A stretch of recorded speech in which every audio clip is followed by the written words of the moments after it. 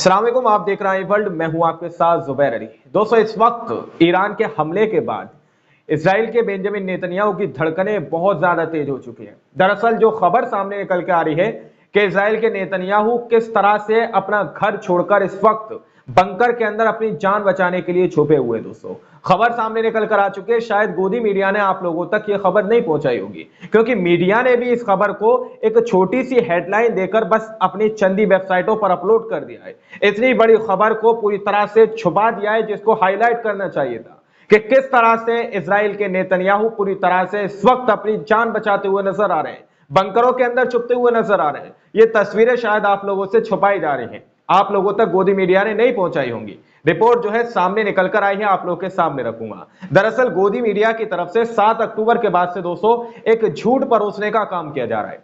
शायद आप लोगों को पता होगा, हमास के लड़ाकों ने जैसे ही इसराइल के ऊपर हमला किया, इसराइल के ऊपर धावा बोला, तो उसके तुरंत बाद हमारे देश की नफरती और गोदी मीडिया एक्टिव हो गई। दोस्तों, नफरती और गोदी मीडिया, एंटी मुस्लिम मीडिया जो है एक्टिव हो गई और उसके तुरंत बाद उसने नफरत परोसना शुरू कर दिया, जिसने इंडिया के अंदर लोगों को 2 गुटों में बांटना शुरू कर दिया, इसराइल और फिलिस्तीन के नाम पर। दोस्तों, दरअसल इसराइल के नाम पर सबसे बड़ा झूठ ये फैलाया जा रहा था हमारे गोदी मीडिया की तरफ से हमारे देश के अंदर कि इसराइल सबसे ज्यादा सुरक्षित देश है, इसराइल के ऊपर कोई परिंदा इसराइल की मर्जी के बिना पर भी नहीं मार सकता।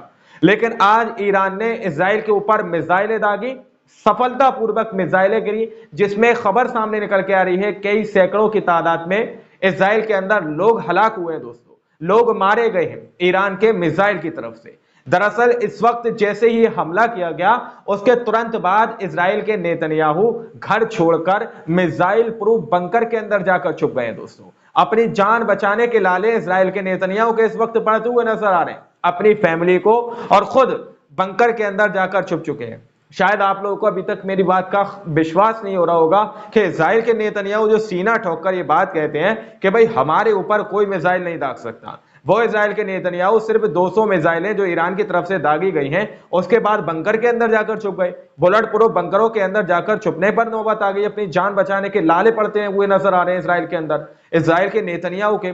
अब इस बात को समझते हुए इसराइल की जनता जो है तेल अवीव के अंदर उतर चुकी है। मैं आप लोगों को ज्यादा ना घुमाते हुए सीधे सीधे कुछ खबरें दिखाना चाहता हूं कि किस तरह से इसराइल के नेतन्याहू इस वक्त बुलेट प्रूफ बंकर के अंदर छुपे हुए हैं। उससे पहले जो रिपोर्ट सामने निकल कर आई है, ईरान के रेवोल्यूशनरी गार्ड की तरफ से यह रिपोर्ट दी गई है, जिसमें दावा किया जा रहा है कि ईरान के हमले में तकरीबन 100 इजरायली पूरी तरह से हलाक हो चुके हैं। दोस्तों, और कई सैकड़ों की तादाद में घायल होने की आशंका जताई जा रही है। इस रिपोर्ट को आप लोग पढ़ सकते हैं, जिसके अंदर दावा किया जा रहा है कि ईरानी रेवोल्यूशनरी गार्ड की तरफ से दावा किया जा रहा है कि इसराइल के खिलाफ हमलों ने उनके लक्ष्यों को सफलतापूर्वक मारा और इजरायली मौतें 100 से अधिक हो गई। दोस्तों, यानी कि इसराइल के नागरिक जो है उसमें तकरीबन 100 से ज्यादा लोग मारे जा चुके हैं।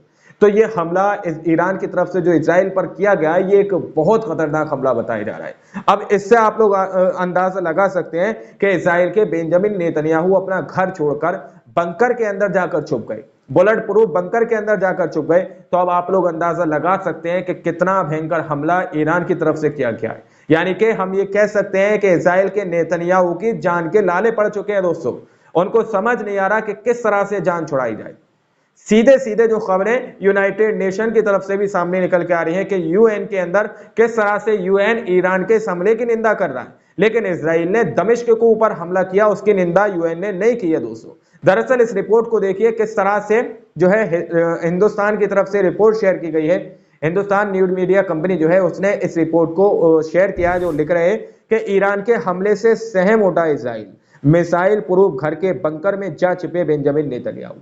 अब आप लोग समझ सकते हैं कि किस तरह से सहम गया ईरान के हमले के बाद इसराइल, और बेंजामिन नेतन्याहू अपनी जान बचाने के लिए बुलेट प्रूफ बंकर के अंदर जाकर छुप चुके हैं। दोस्तों, जी हाँ, ये दूसरी बार ऐसा हुआ है। पहले भी इसराइल के नेतन्याहू बंकर के अंदर जाकर छुप गए थे जब हमास के लड़ाकों ने हमला किया था।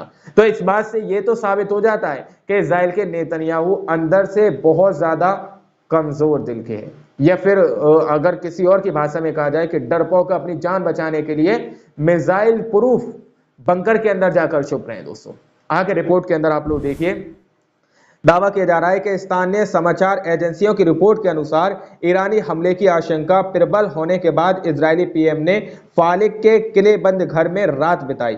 ऐसा कहा जाता है कि उनके घर में एक बंकर भी है दोस्तों।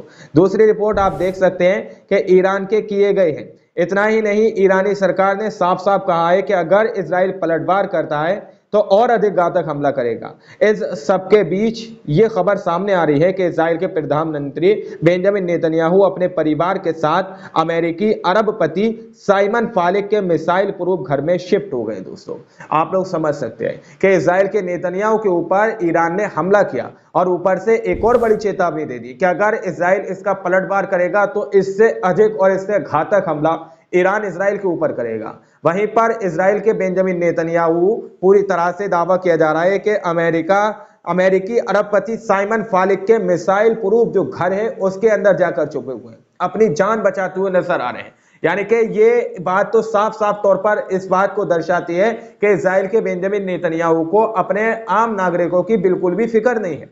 वो अपनी जान बचाने के लिए मिसाइल प्रूफ जो है घर के अंदर छुप सकते हैं। अब आम नागरिकों का क्या होगा, जिनको भड़काकर बेंजामिन नेतन्याहू ने फिलिस्तीन के ऊपर हमला करवाया, फिलिस्तीन के आम नागरिकों को मरवाया, उन नागरिकों का क्या होगा। तो यहां पर एक बात क्लियर हो गई कि नेतन्याहू जो है अपने नागरिकों के बारे में बिल्कुल भी यहां पर जो है फिक्र नहीं करते हैं। नेतन्याहू अपनी जान बचाते हुए इस वक्त नजर आ रहे हैं। दोस्तों, आगे लिखा हुआ है कि इससे पहले भी जो है यहां पर नेतन्याहू इससे पहले भी बंकर के अंदर जाकर छुप गए थे जब हमास के लड़ाकों ने हमला किया था। आप लोग रिपोर्ट देखिए।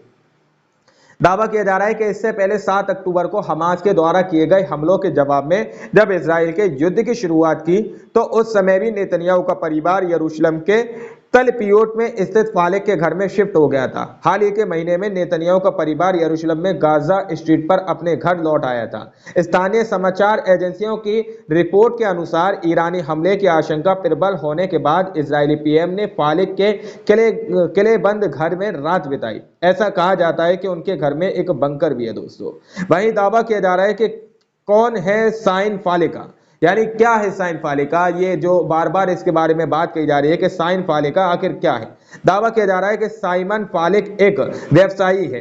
वह फालिक ग्रुप के माली हैं। फालिक ग्रुप फ्लोरिडा के मियामी में स्थित है। यह कंपनी दुनिया भर के हवाई अड्डों और अन्य यात्रा संबंधित स्थानों पर स्टोर का संचालन करता है। कंपनी परफ्यूम, फैशन सहित कई लग्जरी सामान बेचने के लिए जानी जाती है। दोस्तों, दावा किया जा रहा है जो कि ब्लड प्रूफ फालिक बनाए गए हैं उस घर के अंदर जाकर इजराइल के नेतन्याहू छुपे हुए हैं। आगे लिखा हुआ है, आपको बता दें कि ईरान ने इजरायली क्षेत्र पर अपने पहले सीधे हमले में शनिवार देर रात इजराइल पर विस्फोटक ड्रोन लॉन्च किए और मिसाइलें दागी, जिससे युद्ध ग्रस्त क्षेत्र और गहरे संकट में पड़ गया। इसके बाद अमेरिकी राष्ट्रपति जो बाइडेन ने नेतन्याहू के साथ टेलीफोन पर बात की। बाइडेन ने कहा वह रविवार को 7 प्रमुख अर्थव्यवस्थाओं के समूह के नेताओं की एक बैठक बुलाएंगे ताकि ईरान से हमलों को रोका जा सके, यानी कि ईरान जो है इन हमलों को रोक सके, उसके लिए बैठक बुलाई जाएगी। वहीं संयुक्त राष्ट्र सुरक्षा परिषद की बैठक शाम 4 बजे होने वाली है। यूएन ने इजराइल के अनुरोध के बाद ईरान के हमले की निंदा की और ईरानी रेवोल्यूशनरी गार्ड कॉर्प्स के एक आतंकवादी संगठन करार दिया है। दोस्तों, यानी कि यहां पर आप लोग देखिए कि यूनाइटेड नेशन जो है यहां पर ईरान के रेवोल्यूशनरी गार्ड जो है उसको आतंकवादी संगठन करार दे दिया। यानी कि पहले ईरान के ऊपर जो हमला किया गया उसके बारे में यहां पर यूनाइटेड नेशन ने कोई सवाल नहीं उठाया, लेकिन जब ईरान ने अपने सेल्फ डिफेंस में इजराइल के ऊपर हमला किया तो उसके रेवोल्यूशनरी गार्ड को आतंकवादी संगठन जो है पूरी तरह से जो यूनाइटेड नेशन है पूरी तरह से उसको आतंकवादी करार देता हुआ नजर आ रहा है। तो आप लोग यहां पर देख सकते हैं कि यूनाइटेड नेशन जो कि दावा किया जा रहा है संयुक्त राष्ट्र सुरक्षा परिषद जो है, अब आप लोग समझ सकते हैं इजराइल की अपील के बाद जो है ईरान के उन मुजाहिदों को आतंकवादी संगठन करार दिया है। आगे लिखा है कि ईरान ने दमिश्क में अपने वाणिज्य दूतावास पर हमले का जिक्र करते हुए कहा कि उसकी यह स्ट्राइक इजराइल के अपराधों की सजा है। इस हमले में वरिष्ठ ईरानी कमांडर मारे गए थे।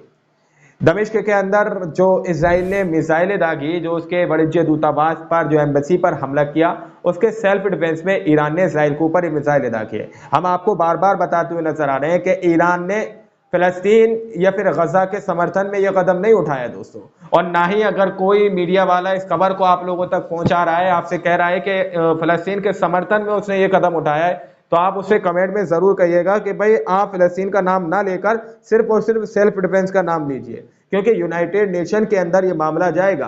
क्योंकि इसराइल ने फिर बैठक बुलाई है तकरीबन 7 लोगों की, और उसने ये मुआहिदा किया है कि हो सकता है वो ईरान से बात करने की कोशिश करे कि ईरान उसके ऊपर हमले ना करे, लेकिन इसराइल ईरान के ऊपर हमले कर सकता है। और इसराइल के लिए यूनाइटेड नेशन के मुंह में दही जमा हुआ है। यूनाइटेड नेशन इसराइल के बारे में कुछ नहीं बोल रहा, लेकिन वही ईरान के रेवोल्यूशनरी गार्ड को पूरी तरह से आतंकवादी संगठन करार देता हुआ नजर आ रहा है। तो आप लोग समझिए कि ये चाल किस तरह से यहूदी संग संग में है दोस्तों। खैर, अभी भी अगर मुस्लिम और अरबी देशों को ये बात समझ नहीं आई तो कभी समझ नहीं आएगी। अगर अभी भी ईरान को उन लोगों ने साथ नहीं दिया तो हौले हौले करके आप देखिएगा कि किस तरह से ये यहूदियत अपनी बर्बरता की इंतहा कर देंगे दोस्तों। खैर, ये रिपोर्ट सामने निकल कर आई थी कि किस तरह से इजराइल के नेतन्याहू पूरी तरह से बंकरों के अंदर अपनी जान बचाते हुए नजर आ रहे हैं। ये रिपोर्ट गोदी मीडिया ने पूरी तरह से ब्लैकआउट की हुई है। अब आप लोग इस रिपोर्ट को ज्यादा से ज्यादा शेयर कीजिए और लोगों को बताइए कि किस तरह से ईरान के इस हमले के बाद इजराइल पूरी तरह से दहल चुका है। मिलता है अगली वीडियो में, जब तक के लिए अपना ख्याल रखिएगा।